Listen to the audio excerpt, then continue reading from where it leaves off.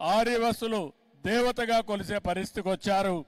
ఇప్పుడే నేను అక్కడ లోపల పోయినప్పుడు చూశాను. ఆవిడ త్యాగానికి, శక్తికి, సంకల్పంతో నేడు అన్ని వర్గాలు పూజలు చేస్తున్నారు. ఆర్యవైశ్య కుటుంబంలో పుట్టిన దేవత కోసం ఆవిడని దర్శించుకుంటే పుణ్యం వస్తుంది, మన కోరికలు నెరవేరుతాయనే ఉద్దేశంతో అందరూ కూడా దర్శనం చేసుకునే పరిస్థితికి వచ్చారు. ఇంకో పక్కన మీరు చూస్తే ఈ వాసవి మాతకి దేశం మొత్తం దేవాలయాలు కట్టారు, బ్రహ్మాండమైన దేవాలయాలు కట్టారు, పూజలు చేస్తున్నారు.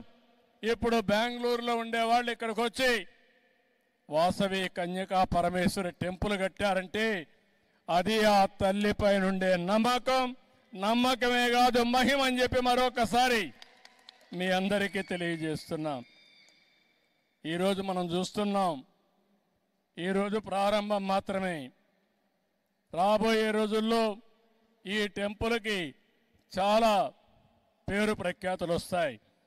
ఏదైతే మనందరం చూస్తున్నామో దేశమంతా కూడా కాశీకి వెళ్తారు. వైశ్యులు తల్లి పైన నమ్మకం ఉండే వాళ్ళందరూ కూడా పెనుగొండకు వచ్చి తల్లిని దర్శనం చేసుకుంటారు. అది ఈరోజు ఈ తల్లి మహిమ అని చెప్పి కూడా మీకు తెలియజేస్తున్నా.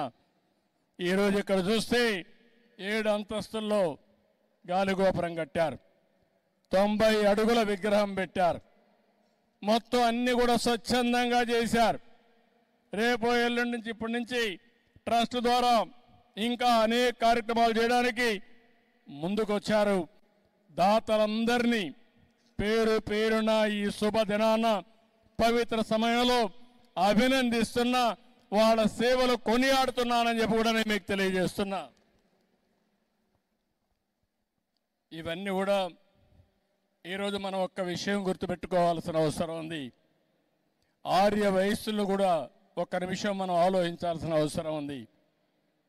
నేను చాలాసార్లు చెప్పాను, సమాజంలో కష్టపడి పని చేసేవారు, తెలివితేటలతో పనిచేసేవారు ఆర్య వయస్సులు. నీతి నిజాయితీగా వ్యాపారం చేస్తారు, తెల్లవారి నుంచి సాయంత్రం వరకు దీక్షగా పనిచేస్తారు.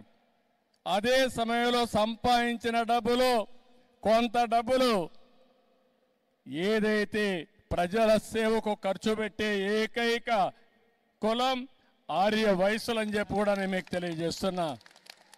ఇది ఇప్పుడు వచ్చింది కాదు, వాళ్ళ బ్లడ్లోనే వచ్చింది, వారసత్వంగా వచ్చింది. ఎక్కడ అవినీతి చేయరు, అవినీతి చేయాలనే ధ్యాస లేదు, కష్టపడి సంపాదిస్తారు. అందులో వాళ్లకు తోచిన విధంగా దాన కార్యక్రమాల కోసం, ధర్మ కార్యక్రమాల కోసం వెచ్చించే వ్యక్తులు ఆర్య వయస్సులు అని చెప్పి కూడా నేను మీకు తెలియజేస్తున్నా. వారిని మనస్ఫూర్తిగా అభినందిస్తున్నా. వారు కూడా ఇప్పుడిప్పుడు కొద్దిగా వ్యాపారాలు, పెద్ద వ్యాపారాలు చేస్తున్నారు. కానీ ఒకప్పుడు చిరు వ్యాపారాలకే పరిమితమయ్యారు.